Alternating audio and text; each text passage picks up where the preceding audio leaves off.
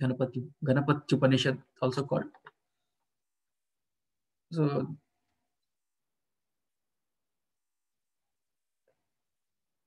I thought it's very not too long, right? So we'll do this. We can practice Rudram also, maybe if you have time, maybe partly. Then we can do this also. Beginning, we'll do this. It starts with the Shanti mantra that we already did, right? Bhadrang Karnevi. You all must have practiced it already, right? So that we can skip, but we will chant once.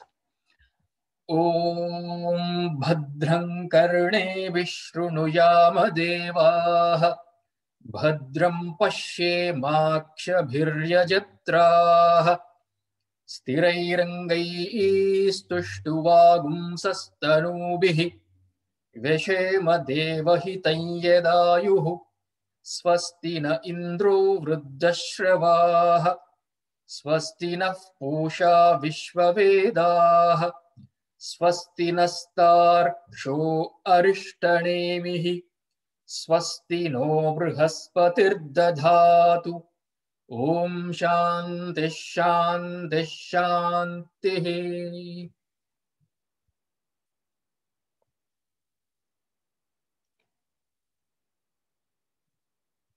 Okay, you all know this, right? One of you wants to chant that? Bhadrang Karnevi? Ashish, do it. Was that me? Yeah.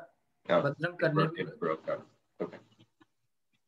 Om Bhadrang Karnebhi Shrunuyama Devaah Bhadram Pashyemakshabhiryajatraah Sthirairangaistushtuvaagumsastanubih Vyashema Devahitam Indro Vruddhashravah Swasti na Pusha Vishwavedah Swasti nastarsho Arishtanemihi Swasti no Brihaspatirdadhatu Om Shanti Shanti Shanti.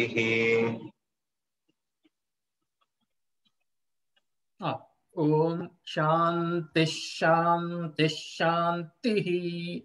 Do that rather than. Om Shanti Shanti Shanti. Yeah. Is it clear? Or audio is okay? Okay. So this has two parts. One is the Upanishad itself, where it ends at that Varada Murtaye Namaha, right? The 10th mantra. And then after that is Phalashruti. Mostly that is skipped, when doing that. Usually Abhishekam or Homa. But it's okay, we can also learn that if you want. So that after that, from Etadadarva Shirisham Yodhite, from there till the end, it is only Phalashruti, the benefit of chanting this. Okay. You must have heard this, right? Ganapati must mostly be doing Ganapati, Ganesh Puja, Abhishekam, even in Rudra Abhishekam, as I said. Even before Rudra Abhishekam. So this is from the Atharvana. That's why it's called Ganapatya-tharvana Shirushopanishad, from Atharva Veda, Atharvana Veda. Atharvana is a name of a rishi, actually. He's a rishi. So that Atharvana Veda itself is named after the rishi, Atharva Rishi. So that's why the name they give the. Can you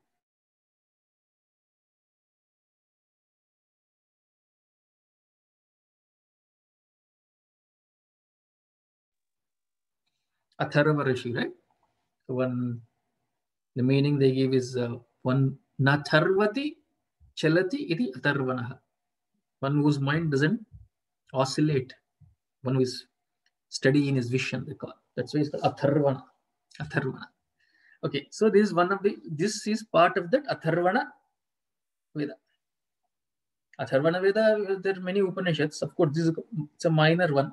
We have other Upanishads also, say, like Mundaka, Mandukya, main Upanishads, where Shankaracharya's commentaries are there. Gurudev's commentaries also are there, right? So does it go by both name, Atharva Veda and Atharvana Veda? Or is it only Atharvana? Atharvana, it's called. It is named after the Rishi Atharva. Atharvana. Okay.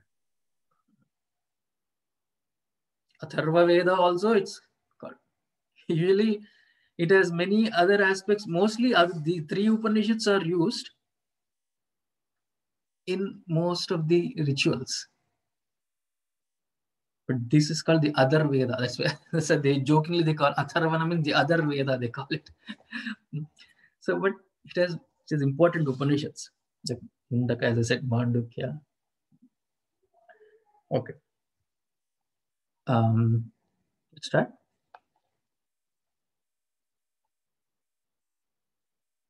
So there are some few variations in the swaras. I'll point that out. While chanting, you must have heard some people use a slightly different swaras, and also certain other additions also are there in certain places, which I will point out.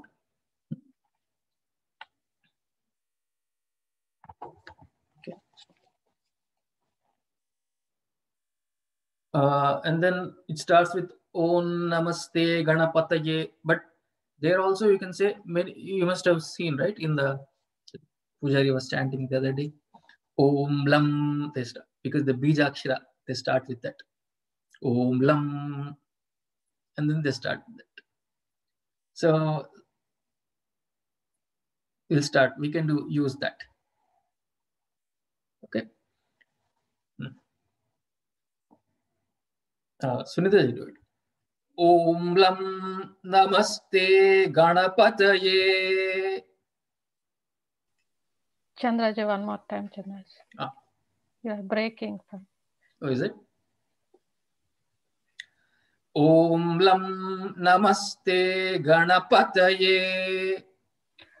Om Lam Namaste Ganapataye. Lam, like Lam, Lam, like that. Om Lam Namaste Ganapataye. On or Om, Chandraji? Om Lam only, you can. Om Lam, don't use it. Yes. Om Lam, and then Namaste. Om Lam Namaste also we should not say, because Om Lam, they are Bijaksharas. Separately, you have to pronounce. Om Lam Namaste Ganapataye. Om Lam Namaste Ganapataye. Om Lam.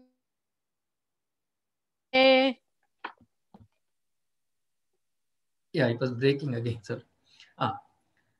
Om Lam Namaste Ganapataye. Om Lam Namaste Ganapataye. Om Lam Namaste Ganapataye. Tvameva Pratyaksham Tattvamasi. Tvameva Pratyaksham Tattvamasi. Tvameva Pratyaksham Tattvamasi. Tvameva Kevalam Kartasi. Tvameva Kevalam Kartasi. Tvameva Kevalam Kartasi. You can use actually Anuswara rule there. Tvameva Kevalam Kartasi. Na, after lam, that na. No, yes. Tvameva Kevalam Kartasi. त्वमेव केवलं कर्तासि त्वमेव केवलं दर्तासि त्वमेव केवलं दर्तासि त्वमेव केवलं दर्तासि त्वमेव केवलं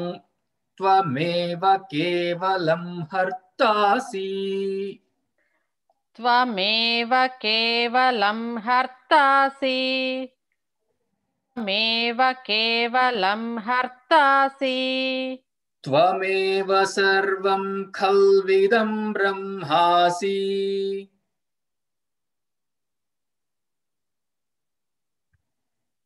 One more time, Chandra.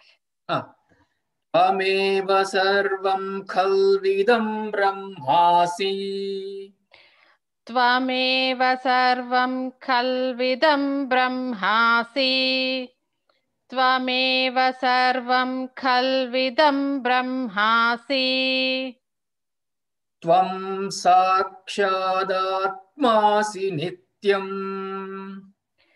त्वं साक्षादात्मासि नित्यम् त्वं साक्षादात्मासि नित्यम् Can you do it from the beginning? ॐ लं नमस्ते गणपतये गणपतये नमस्ते गणपतये नमस्ते गणपतये त्वमेव प्रत्यक्षं तत्त्वमसि त्वमेव केवलं कर्तासि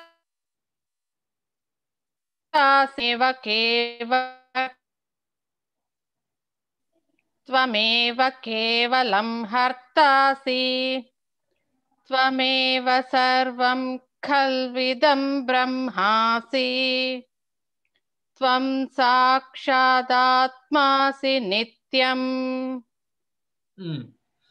So there also we can use that anuswara. Tvameva pratyaksham tattvamasi. That I skipped, I think. Tvameva pratyaksham tattvamasi. Like that. Yeah. Okay. Note that. Let's proceed. Somebody else. Let in the end again we can revise. Krishna. Ritam vachmi.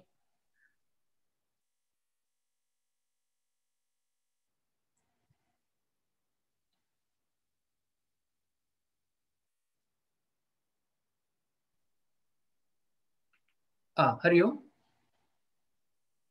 Yeah, now we can hear it.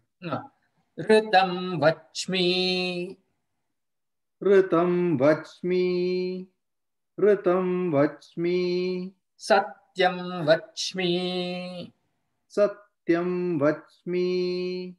Satyam vachmi. Avatvam mam. Avatvam mam. Avatvam mam. Avavaktaram. Avavaktaram. Avavaktaram. Avashrotaram.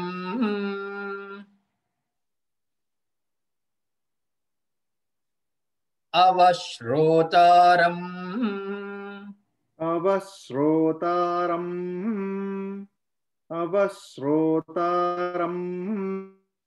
Avadataram.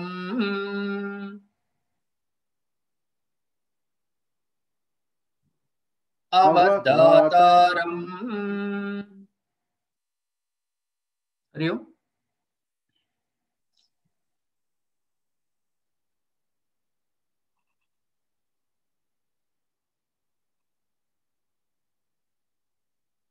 I can't hear Krishnan. Oh. Okay. And then after Shrotaram, Dataram, right? Avadataram.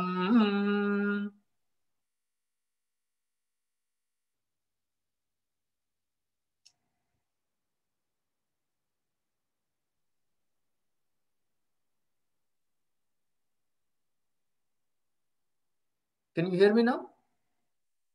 Yeah, we can hear you now. Okay. Avadataram.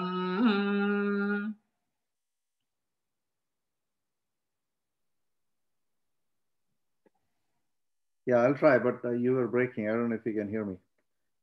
Avadataram. Avadataram. Next one. Avadhataram. Avadhataram. Avadhataram. The second one is dha. First one is the. Second one is dha. Right? Yeah. Avadhataram. Avadhataram. Avadhataram. Avanuchanamavashishyam. Avanuchanamavashishyam. Avanuchanamavashishyam. Avapaschatat. Avapaschatat. Avapaschatat. Avapurastat. Avapurastat. Avapurastat. Avottaratat. Avottaratat. Avottaratat. Avadakta. Yeah. Avadakshinatat. Avadakshinatat. Dakshinatat. Dakshinatat. Avadakshinatat. Avachordhvatat. Avachordhvatat. Avachordhvatat. Avadharatat. Avadharatat. Avadharatat. Sarvatomam pahi pahi samantat. Sarvato mam pahi pahi samantat. Sarvato mam pahi pahi samantat. As a do from Ritam Vachmi. Ritam vachmi. Satyam vachmi. Avatvam mam. Avavaktaram. Avashrotaram. Avadataram. Avadhataram. Avanuchanamavashishyam. Avanuchanamavashishyam. Avanuchanamavashishyam. Avapaschatat. Avapurastat.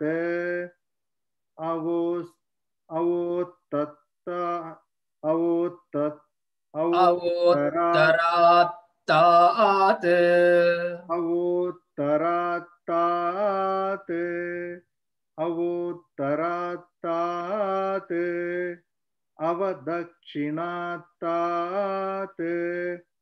Avachordhvatat.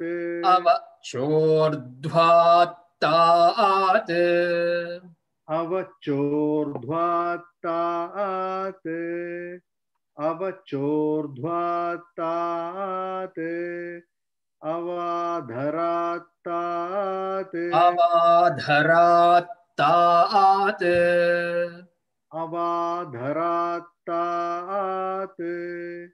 Avadharatat. Sarvato mam pahi pahi samantat. So this is a prayer which the teacher himself is chanting on behalf of everybody, disciples also. So protect, for the protection. Ava means protection. Right? Protect mom, protect the teacher, Vaktaram, protect the listener, protect the one who is studying this, protect the one who is trying to learn this, and then memorize this dhataram, and then who is repeating this avanu chanam ava shishyam, and also the disciple who is trying to repeat avanu chanam. And then from all the quarters, ava paschataat, from the west, from the east, from the north, from the south, from the up, from down, sarvato mam pahi pahi, from all sides, give us protection, we're asking. Ajish, continue. Tvam, we'll again come back to everybody for the repetition, but let's continue. So let's see how this goes. This is a new, I wanted to try this, okay? Tvam vang mayas tvam chinmayah. Tvam van mayas tvam chin. Tvam vang mayas tvam chinmayah. Tvam van mayas tvam chinmayah. Tvam van mayas tvam chinmayah. Vang mayas tvam chinmayah. Tvam van mayas tvam chinmayah. Tvam van mayas tvam chinmayah. Tvamanandamayas tvam brahmamayah. Tvamanandamayas tvam brahmamayah. Tvamanandamayas tvam. Tvamanandamayas tvam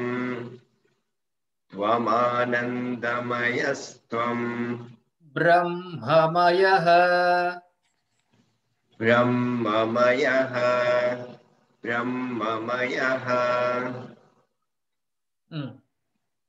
Tvam Satchidanandadvitiyosi. Tvam Satchidanandadvitiyosi. Tvam Satchidanandadvitiyosi.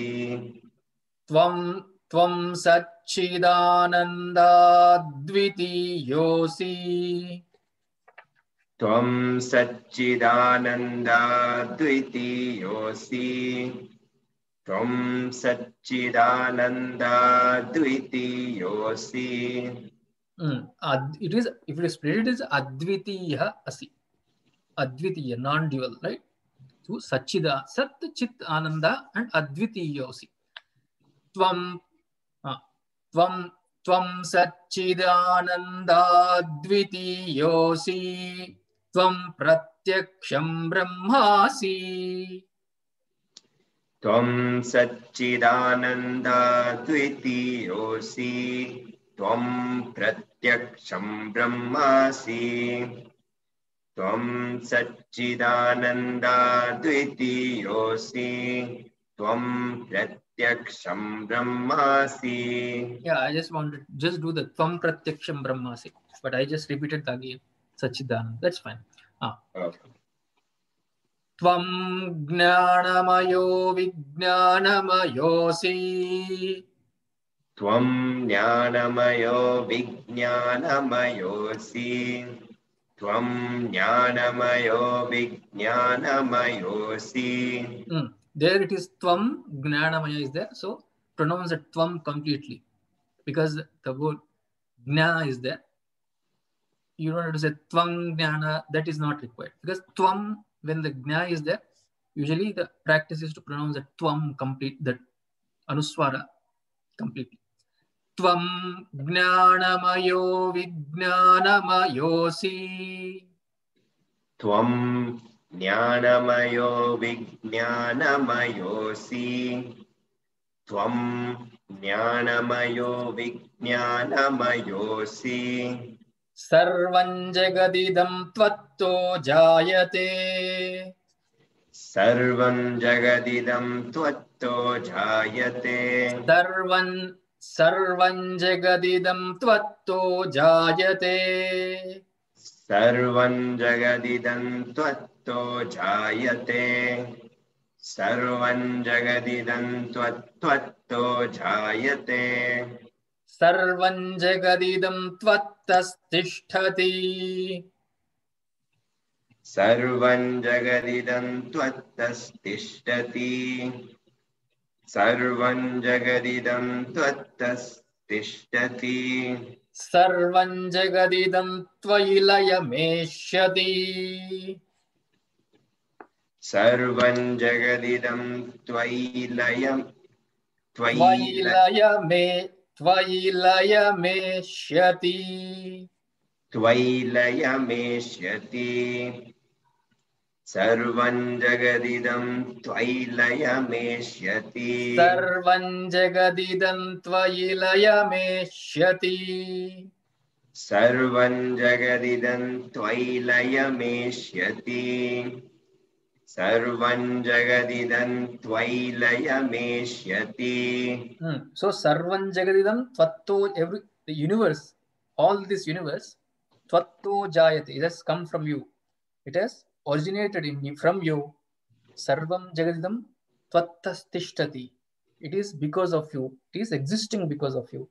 Sarvam jagadidam, and of course layameshyati, it resolves into you finally. That is, see, so Ganesha himself we are extolling as the creator, sustainer, the destroyer, Srishti Sthiti Laya Karta here in this Upanishad. Sarvam jagadidam tvayi pratyeti. सर्वं जगदिदं त्वयि प्रत्येति Tvayi pratyeti. त्वयि प्रत्येति सर्वं जगदिदं त्वयि प्रत्येति Sarvam jagadidam tvayi pratyeti. सर्वं जगदिदं त्वयि प्रत्येति सर्वं जगदिदं त्वयि प्रत्येति And it becomes one with you finally. Sai tvayi pratyeti. Tvam bhumirapo nalo nilo navaha. त्वं भूमिरापो नलो निलो नभः त्वं भूमिरापो नलो निलो नभः त्वं भूमिरापो नलो निलो नभः त्वं भूमिरापो नलो निलो नभः त्वं भूमिरापो नलो निलो नभः You are the earth, air, fire, water, all the five elements you are saying. He has become one. He has become everything. Tvam chatvari vakpadani. त्वं चत्वारि वाक्पदानि त्वं चत्वारि वाक्पदानि Tvam chatvari vakpadani. त्वं चत्वारि वाक्पदानि त्वं चत्वारि वाक्पदानि So you are the four types of speech. You see that? Four types of speech. Chatvari vakpada. You know that four types. We'll see that. Para, Pashyanti, Madhyama, Vaikari. In Lalita Sahasranama also it comes. You remember? Lalita Sahasranama. Para, Pashyanti, Madhyama, Vaikari. Four.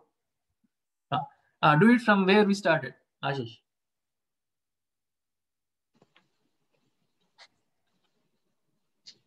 From where we started?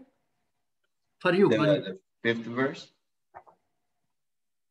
Tvam vangmayastvam chinmayah. From there we started, I think. Yeah.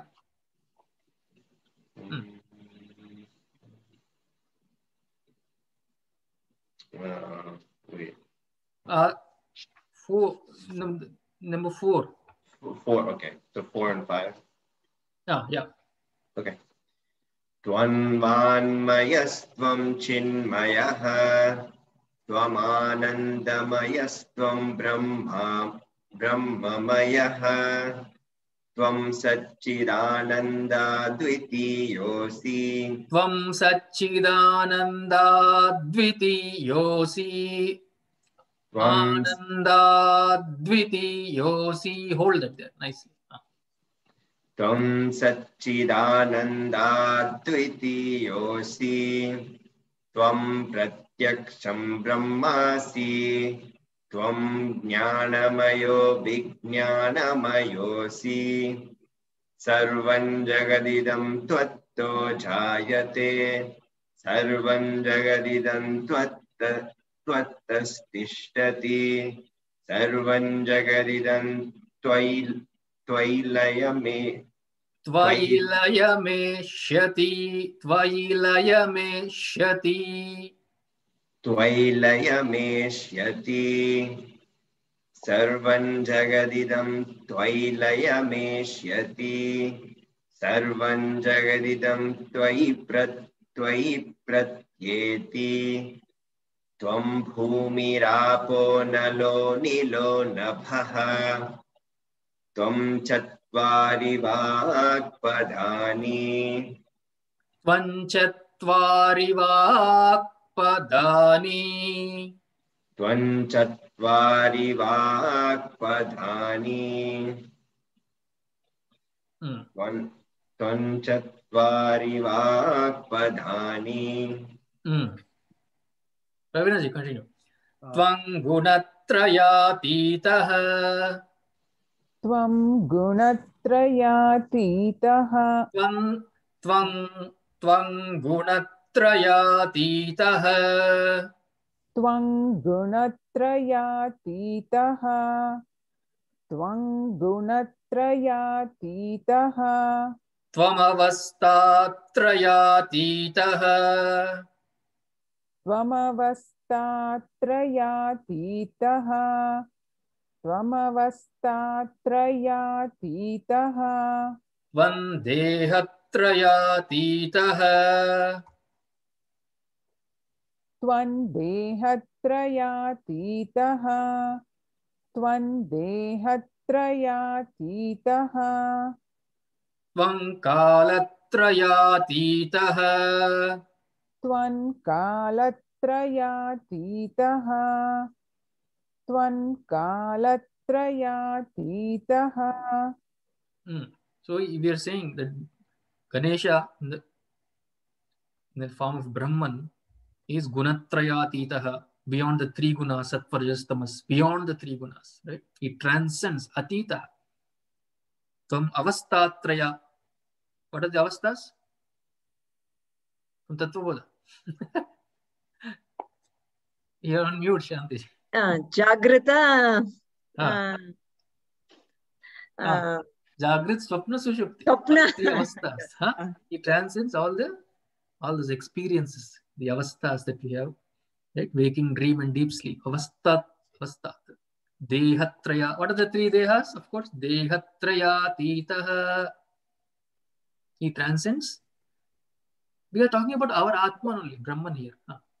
The Sakshi Chaitanyam transcends what? Dehatrayatitah means? Body, mind, and intellect. No, Dehatraya. 3 dehas is Sukshma Sharira. Sthula, Sukshma, Karana Shariram also. He transcends. Tvam kalatrayatitah. Tvam kalatrayatitah. Tvam kalatrayatitah. Transcends the 3 divisions of time, right? Past, present. Kalatraya atitah. Tvam mooladharastitosi nityam.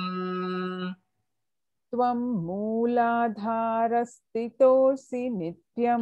Here there is many people say, even the Chinmaya Mission Pujari was saying that Tvam mooladhare stithosi nityam. Dhare also is acceptable, but here since it is there, dhara is Tvam shaktitrayat त्वं शक्तित्रयात्मकः त्वं शक्तित्रयात्मकः त्वां योगिनो ध्यायन्ति नित्यम् त्वां योगिनो ध्यायन्ति नित्यम् त्वां योगिनो ध्यायन्ति नित्यम्. Here Shakti Trayam means that Ichcha Shakti, Jnana Shakti, Kriya Shakti, we said. That also comes in same Lalita Sahasram. Ichcha Shakti, Jnana Shakti, Kriya Shakti, Swarupini, he said, right? So he's Shakti Trayatmaka in the form of Shakti Trayam, which we also have in this, right? And then Tva yogino dhyayanti nityam.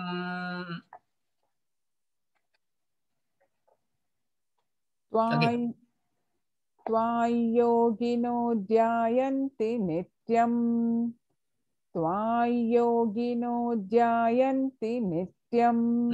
Nityam means constantly the yogis dhyayanti, they meditate, they contemplate on you. Tvam brahma, tvam vishnustvam rudrastvam indrastvam agnistvam vayustvam suryastvam chandramasstvam brahma bhur bhuvassuvarom. Like that it goes. But I'll split. It has to be done chanted continuously. Tvam brahma, tvam vishnustvam. Tvam brahmastvam vishnustvam. For Brahma, only Tvam is there, not that Sa will not be there. Because Brahma, right? Because for Vishnu, from Vishnu onwards, Tvam will be there. Tvam Brahma, Tvam. Tvam Brahma, Tvam. Tvam Brahma, Tvam. Tvam Brahma, Tvam Vishnustvam.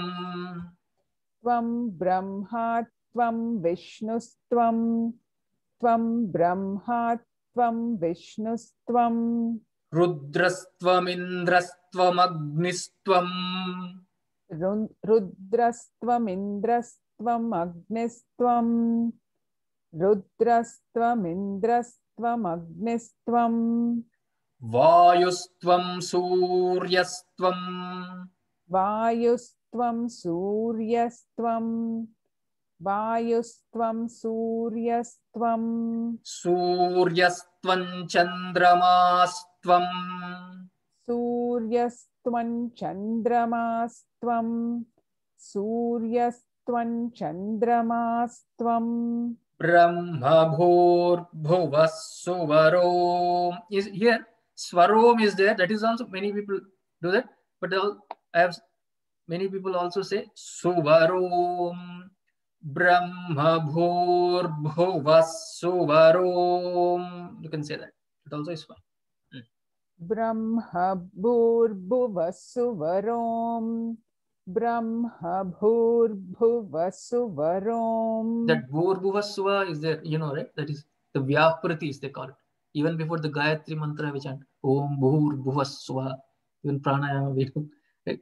Vyakriti means Brahmaji used it even before the creation. That's why it's called Brahmana Vyakrita iti Vyakriti. He has spoken. And there are also three lokas. Bhur bhuvassuva loka. And also, just by chanting, saying these words, it removes the papam, they say. Visheshena asamantat harati papane iti vyakriti. It's called vyakritis. Bhur bhuvassuva are called vyakriti. Okay. So the three lokas. So Lord himself has become these three lokas. Right? Again, let's do this from the Tvam Brahma, Tvam Vishnustvam, Rudrastvam, Indrastvam, Agnistvam, Vayustvam, Suryastvam, Chandramasstvam, Brahma Bhur Bhuvassuvarom. Tvam Brahma, Tvam Vishnustvam, Rudrastvam. Again, start again. Tvam Brahma, Tvam Vishnustvam, Rudrastvam, Indrastvam, Agnistvam, Vayustvam, वायुस्त्वं सूर्यस्त्वं चन्द्र वायुस्त्वं सूर्यस्त्वं चन्द्रमास्त्वं ब्रह्म भूर्भुवः सुवरोम् वायुस्त्वं सूर्यस्त्वं चन्द्रमास्त्वं ब्रह्म भूर्भुवः सुवरोम् You are using Swarom also is correct. That is also fine. It's also is there, that version also. Brahma bhur suvarom. Brahma bhur suvarom. Brahma bhur suvarom. You want to do from Tvang gunatrayatitah from there. Tvang gunatrayatitah. Tvam avasthatrayat. Instead of saying Tvam avastatraya, you can combine that actually. Tvam avastatrayatitah. Tvam avastatrayatitah. Tvan dehatrayatitah. Tvan kalatrayatitah. Tvam mooladharastitosi nityam. Tvam mooladharastitosi nityam. Tvam mooladharastitosi nityam. Tvam mooladharastitosi nityam. Tvam shaktitrayat.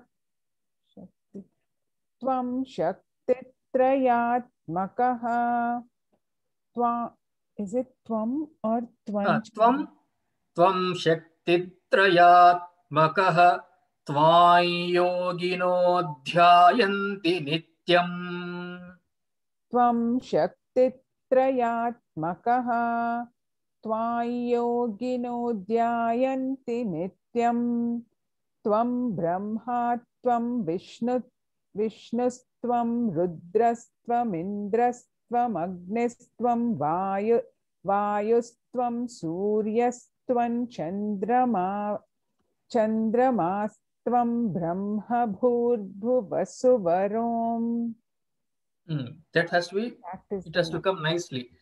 Tvam brahma tvam vishnustvam rudrastvam indrastvam agnistvam vayustvam suryastvam chandramastvam brahma bhurvasuvarom. Do that fast again. Tvam brahma tvam vishnustvam rudrastvam indrastvam agnistvam vayustvam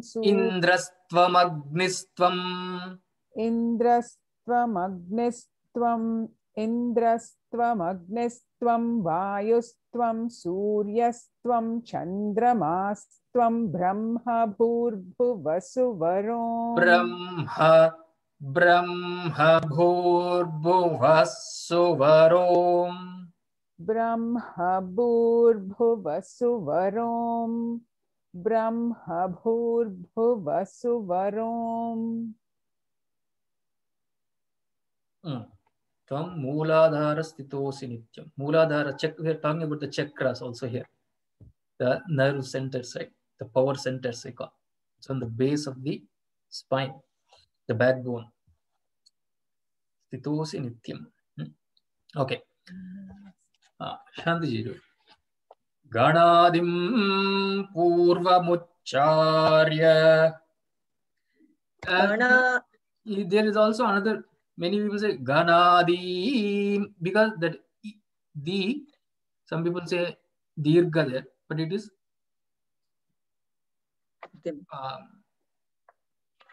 short also, you can say. Ganadim purvamucharya. Ganadim purvamucharya. Ganadim purvamucharya.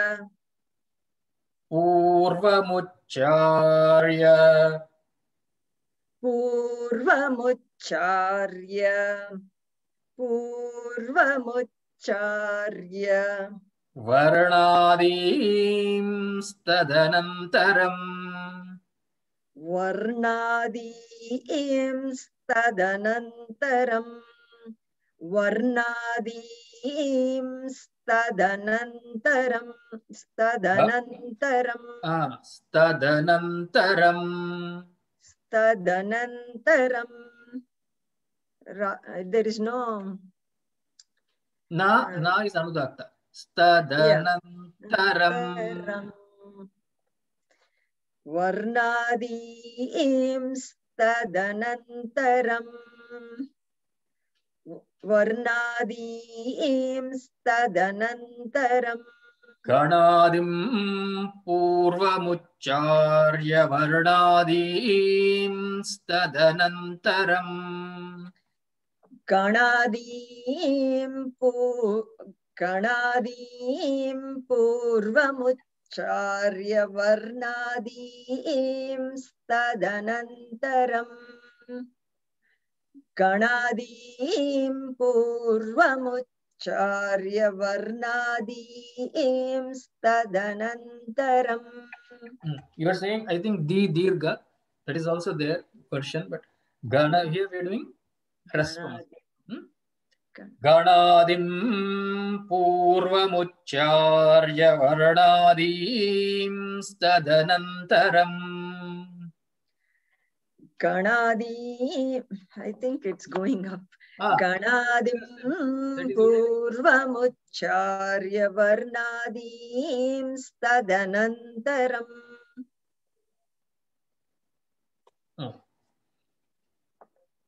Anuswarah parataraha. Anuswarah parataraha. Anuswarah parataraha. Ardendulasitam. Ardendulasitam. Ardendulasitam. Ardhendulasitam. Ardhendulasitam. Ardhendulasitam. Tarena ruddham. Tarena ruddham. Tarena ruddham. Here the Rishi is giving the description of the mantra, the Ganapati mantra, Gam. Right? So we'll see the meaning, of course. Tarena ruddham. Tarena ruddham. Tarena ruddham. Etattava manusvarupam. Etattava manusvarupam. Etattava manusvarupam. Gakarah purvarupam. Gakarah purvarupam.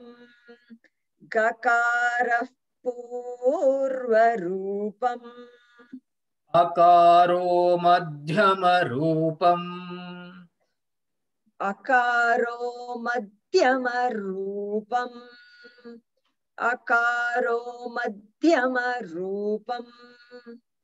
Anuswaraschantyarupam. Anuswaraschantyarupam. Anuswaraschantyarupam. Binduruttararupam. Binduruttararupam. Binduruttararupam. Nadasandhanam. Nadasandhanam. Nadasandhanam. Sagamhita sandhihi. Sagamhita sandhihi. Sagamhita sandhihi. Sagamhita sandhihi. Sagamhita. Sagamhita. Sagamhita sandhihi. Sagamhita sandhihi. Sandhi means that sandhi, connection, union. And samhita, sandhi.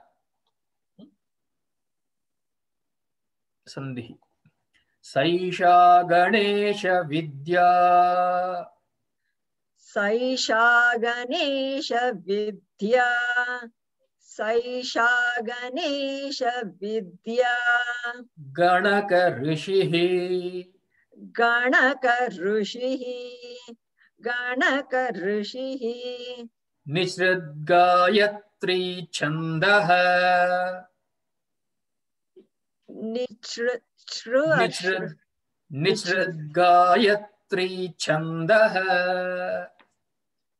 Nishrad Gayatri Chandaha.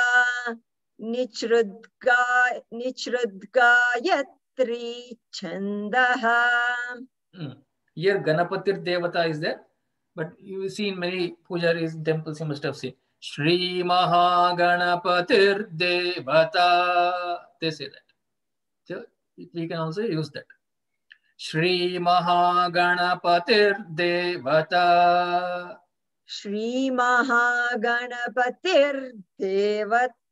Shri Mahaganapatir Devata. Shri Mahaganapatir Devata.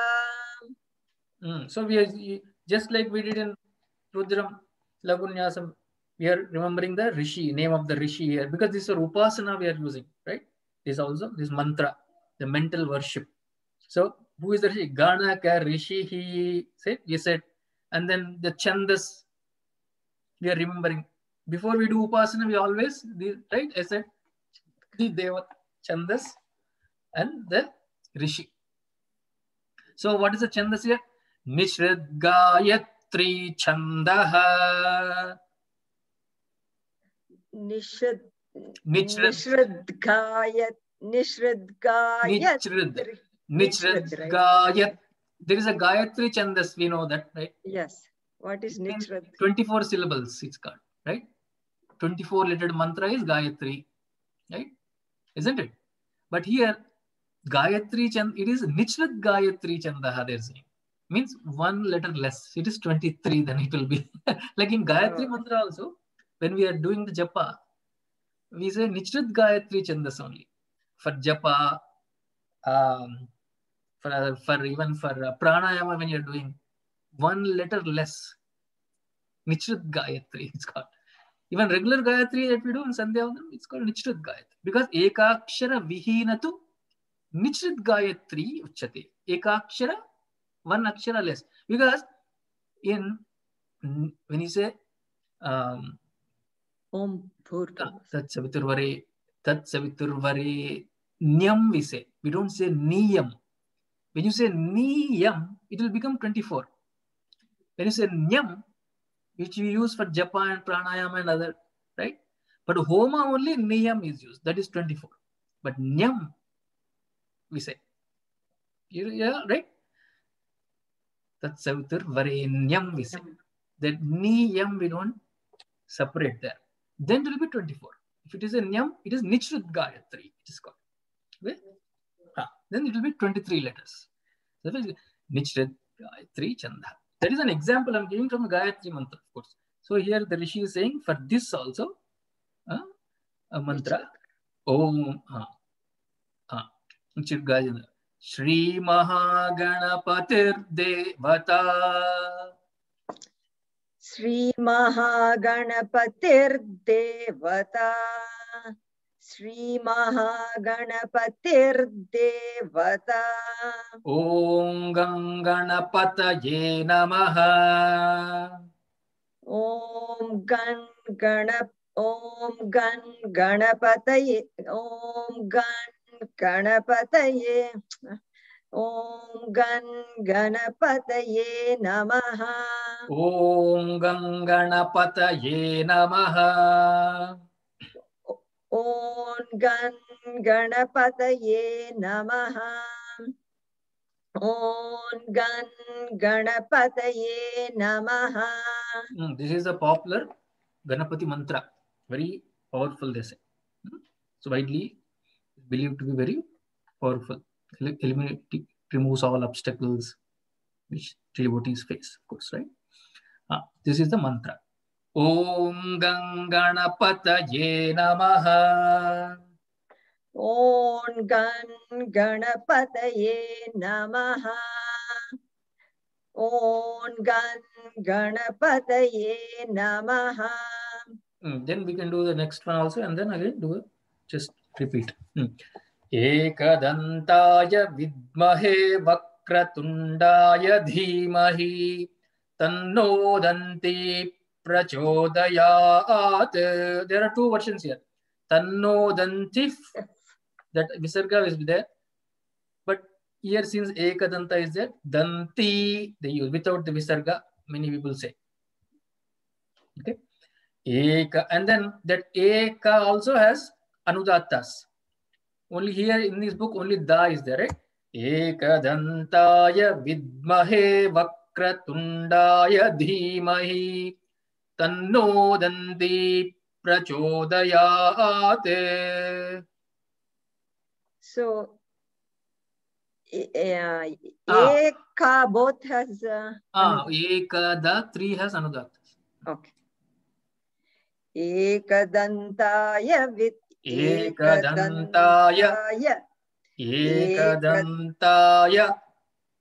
Ekadantaya vidmahe vakratundaya dhimahi tanno danti prachodayat.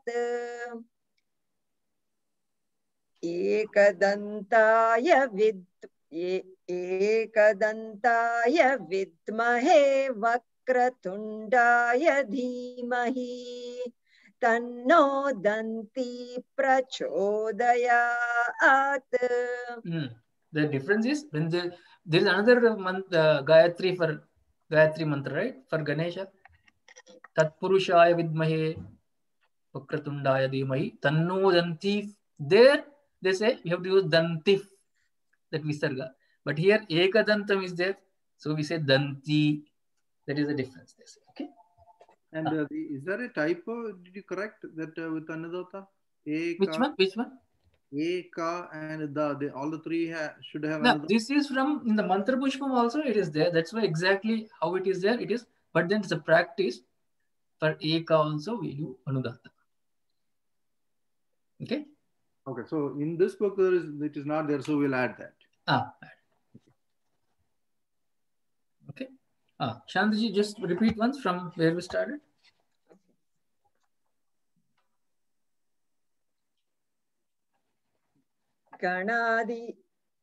Ganadim purvamucharya varnadim stadanantaram. Ganadim purvamucharya varnadim stadanantaram anuswara parataraha anuswara parataraha arte endulasitam tarena ruddam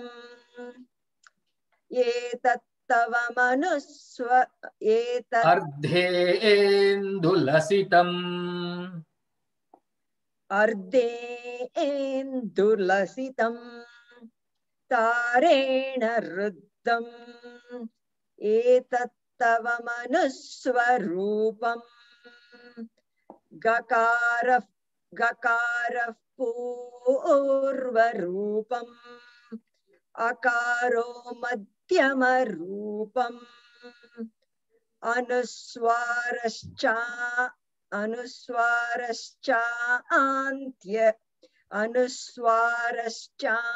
antya rupam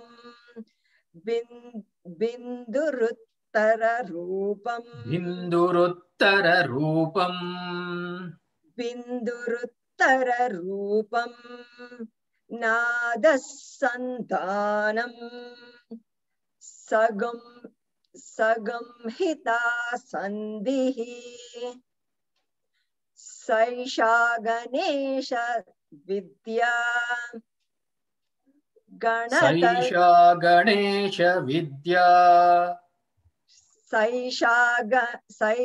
सैषा Ganesh विद्या गणक ऋषिः निच्छृद्गायत्री छन्दः श्रीमहागणपतिर्देवता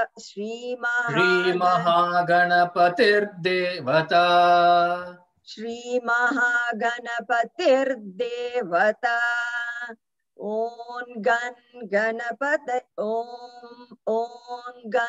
गणपतये नमः ॐ गणपतये नमः ॐ गणपतये नमः एकदन्ताय विद्महे वक्रतुण्डाय धीमहि तन्नो दन्ती प्रचोदयात्. So Samhita means put together, connected together, and then Sandhi, it becomes the union, right? So that is the Om Ganganapataye for that mantra. Gam, it is that Gam only is the mantra actually.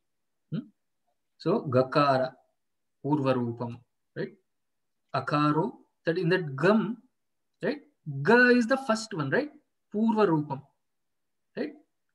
And then in the middle, like just like Om, how do you say Uma? Even though Om is one syllable, right?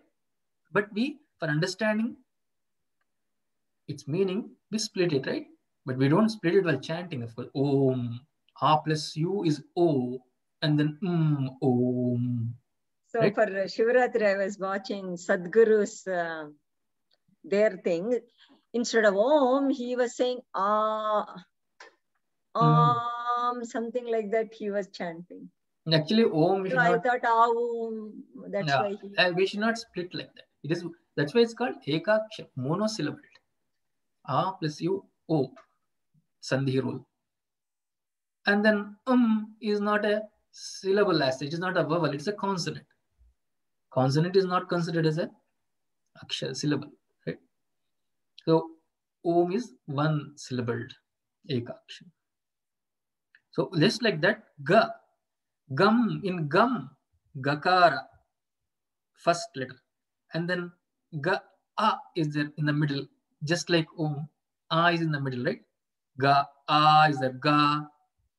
And then Akara, Madhyama Rupam. Anuswara, Cha, Antya Rupam. Anuswara, the dot, right? Anuswara is there, right? Gum, right? And Bindu, that Bindu, the dot. And on the top, Binduruttara Rupam.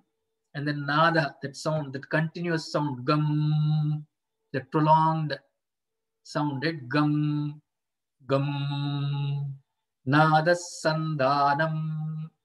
Okay.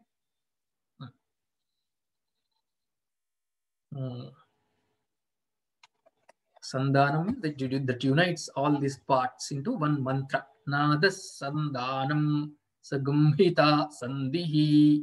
And this is the Ganesha Vidya, means Upasana, for Upasana only.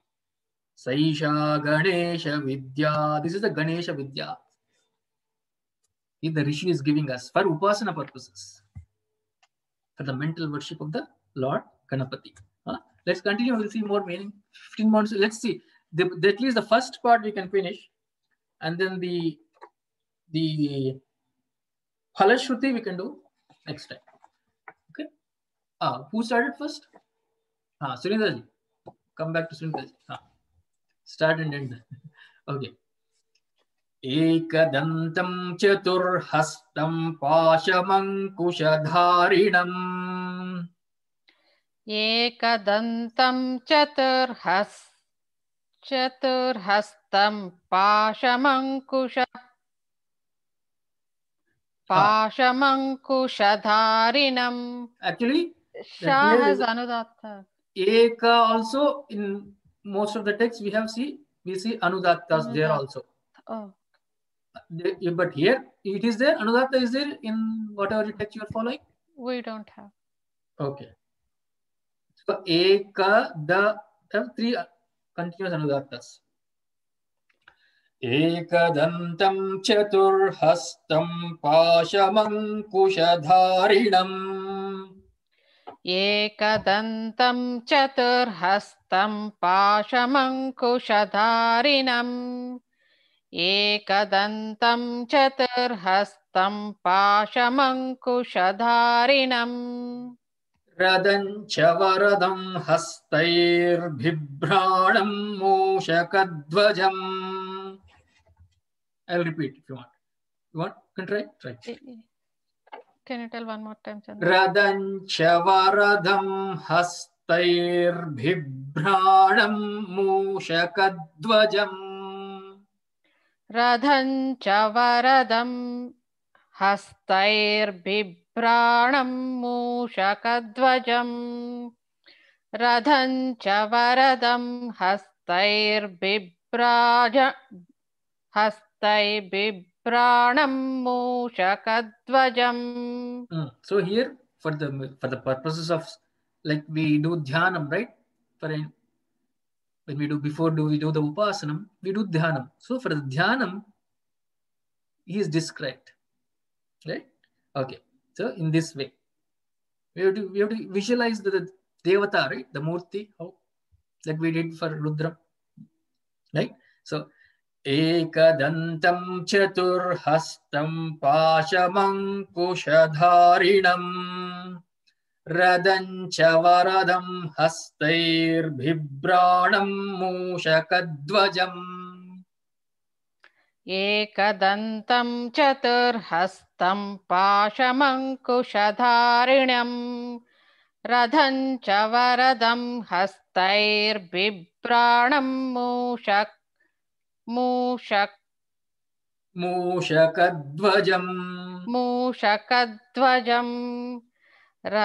Radhancha varadam hastair-bibranam Mushaka dvajam. Dvajam means flag. The flag carrying mushakadvajam. The mouse, the rat, the flag. Mushakadvajam.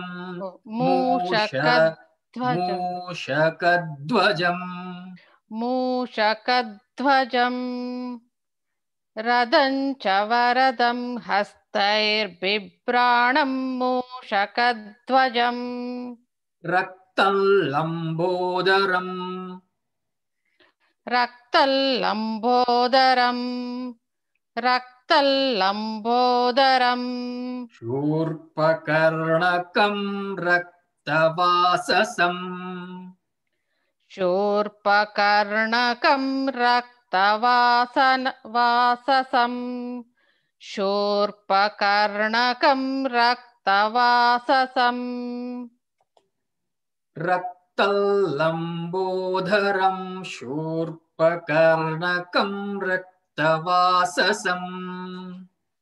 Raktalambodaram shurpakarnakam raktavasasam. Raktalambodaram shurpakarnakam raktavasasam. Red, raktam means red color. He wears red clothes, right? We visualize him as wearing red. Lambodaram, we know, the pot-bellied, huge belly.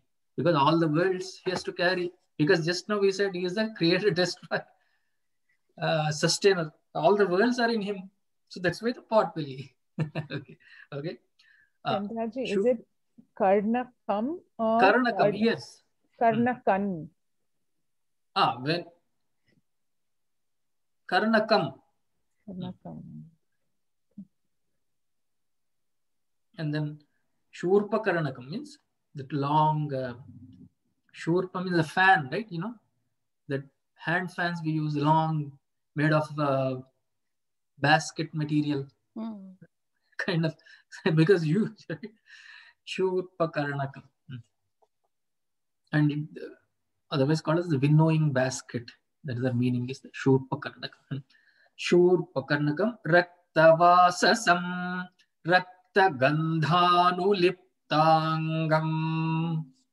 रक्तगन्धानुलिप्ताङ्गम् रक्तगन्धानुलिप्ताङ्गम् रक्तपुष्पैः सुपूजितम् रक्तपुष्पैः सुपूजितम् रक्तपुष्पैः सुपूजितम् रक्तगन्धानुलिप्ताङ्गम् रक्तपुष्पैः सुपूजितम् रक्तगन्धानुलिप्ताङ्गम् रक्तपुष्पैः सुपूजितम् रक्तगन्धानुलिप्ताङ्गम् रक्तपुष्पैः सुपूजितम् भक्तानुकम्पिनं देवम् भक्तानुकम्पिनं देवम् भक्तानुकम्पिनं देवम् जगत्कारणमच्युतम् जगत्कारणमच्युतम् जगत्कारणमच्युतम् भक्तानुकम्पिनं देवं जगत्कारणमच्युतम् भक्तानुकम्पिनं देवं जगत्कारणमच्युतम् भक्तानुकम्पिनं देवं जगत्कारणमच्युतम् Here bhaktanukampinan also anuswara you can use, right? Bhaktanukampinan Kampinan devan. That because of the anuswara. Yes. Avirbhutan cha srishtyadau Avirbhutan cha srishtyadau Avirbhutan cha srishtyadau Avirbhutan cha srishtyadau Avirbhutan cha srishtyadau Avirbhutan cha srishtyadau Prakrite purushat param Prakrute purushat param Prakrute purushat param Avirbhuta means he manifested, right? He manifested at the time even before the creation, like this in this form. Avirbhutancha srushti adau, the beginning of the creation, at the time of the creation, you can say. Prakrite purushat param. Purushat param is superior to the nature, Avirbhutancha srushtyadau prakrite purushat param. Avirbhutan cha srishtyadau prakrute purushat param Avirbhutan cha srishtyadau prakrute purushat param. Purushat param, like Purushas means we all jivas. Param is greater even, right? Param is the greatest or beyond, we can say. Superior param. Prakriti is full. Evan dhyayati yo nityam. Evan dhyayati yo nityam. Evan dhyayati yo nityam. Sayogi yoginam varaha. Sayogi yoginam varaha. Sayogi yoginan varaha. Yogina varaha. Yogi, the best among the yogis. Whoever contemplates, evam dhyayati. Yo, every day, he contemplates, he meditates like this. He is the best of the yogis. Evam dhyayati yo nityam. Sayogi yoginam varaha. Evan dhyayati yo nityam sayogi yoginam varaha. Evan dhyayati yo nityam sayogi yoginam varaha. Then the last one, usually we should not do it continuously. You should not split it, though there is a split there, right? Namo Vratapataye, Namo Ganapataye, Namah Pramathapataye. We can do up till there. Do that. Namo Vratapataye, Namo Ganapataye, Namah Pramadhapataye. Pramatha. Namah Pramathapataye. Like that. Namah Pramathapataye. Namo Vratapataye, Namo Ganapataye, Namah Pramathapataye. Namaste Stulambodaraye Kadantaya Vigna Vinashine Shivasutaya Shri Varadamurtaye Namo Namaha. There, Varadamurtaye Namaha is fine. That is, we see that, but also very common we see in Svitamrit Pujaris also they say this. They use this, right? Shri Varadamurtaye, instead of ye going down, that ye is farita they make, and then Namo Namaha they add Namo. Namo Mo Udatta Namo Namaha they say. Like Namaste Stulambodaraye Kadantaya Vigna Vinashine. Vinashine they use instead of Vigna Nashine. Oh. That is also very common we use. See. Namaste Stulambodaraye Kadantaya Vigna Vinashine Shivasutaya Shri Varadamurtaye Namo Namaha. Namaste Stulambodaraye Kadantaya Vigna Vinashine Shivasutaya Sri Varadamurtaye Namo Namaha.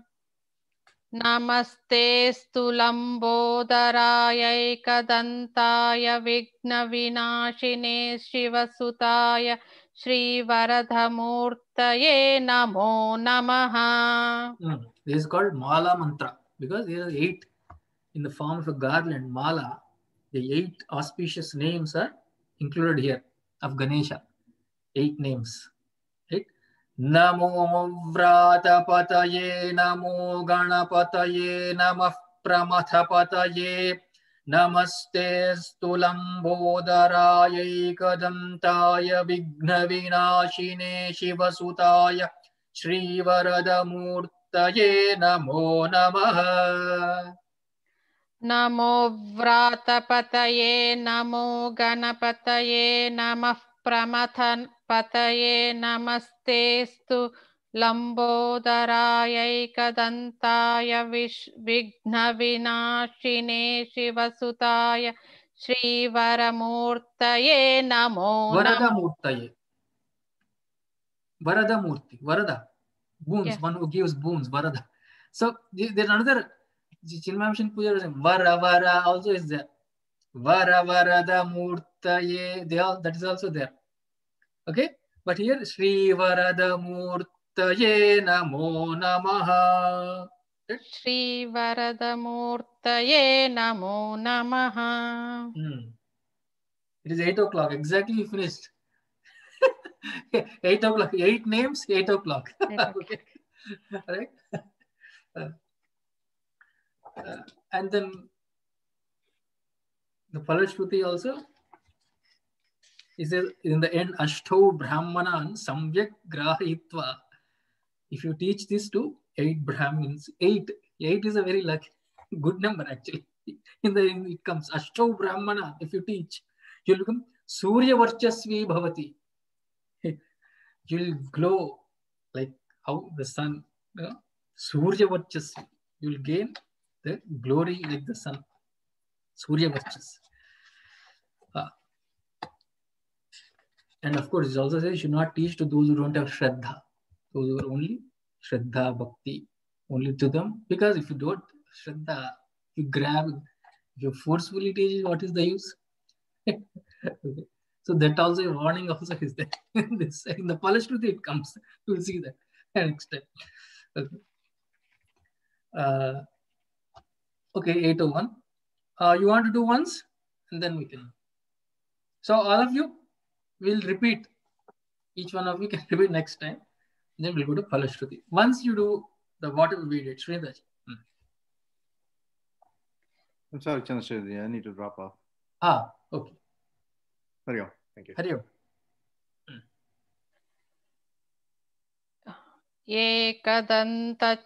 एकदन्तं चतुर्हस्तं पाशमङ्कुशधारिणम् एकदन्तं चतुर्हस्तं पाशमङ्कुशधारिणम् रथं च वरदं हस्तैर्बिभ्राणं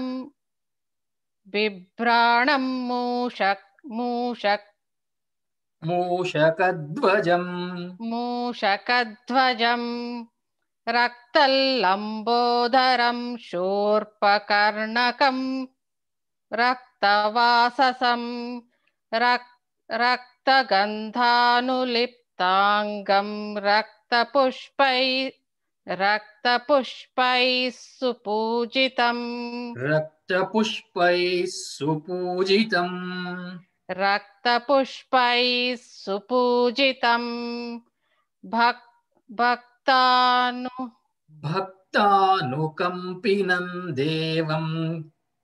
भक्तानुकम्पिनं देवं जगत्कारणमच्युतम् आविर्भूतं च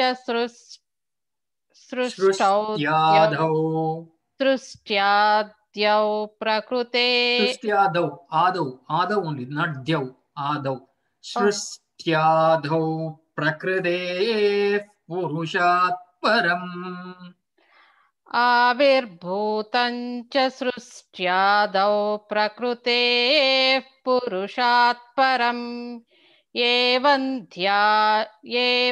ध्यायति यो नित्यं स योगी योगिनां वरः नमो व्रातपतये नमो गणपतये नमः Namah, only there is no swara there, right? There is no swara. Namah Pramathapataye. Namah Pramathapataye. Namaste Stulambodharaya Vigna Vinashine Shivasutaya Sri Varadamurtaye Namo Namaha. That's it. Good. So other practice, we'll see. We'll go through it again.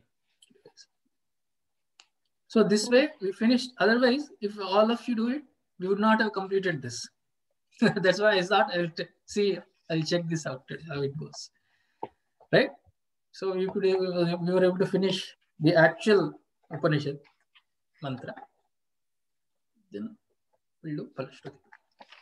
Om Sarve Bhavantu Sukhinah Sarve Santu Niramayah Sarve Bhadrani Pashyantu Ma Kaschit Dukkha Bhag Bhavet Asato Ma Sadgamaya Tamaso Ma Jyotirgamaya Mrityorma Amritangamaya Om Purnamadah Purnamidam Purnat Purnamudachyate Purnasya Purnamadaya Purnameva Vashishyate. Om Shanti Shanti Shanti. Harihi Om Shri Gurubhyo Namaha. Harihi Om Tat Sat. Hari Om.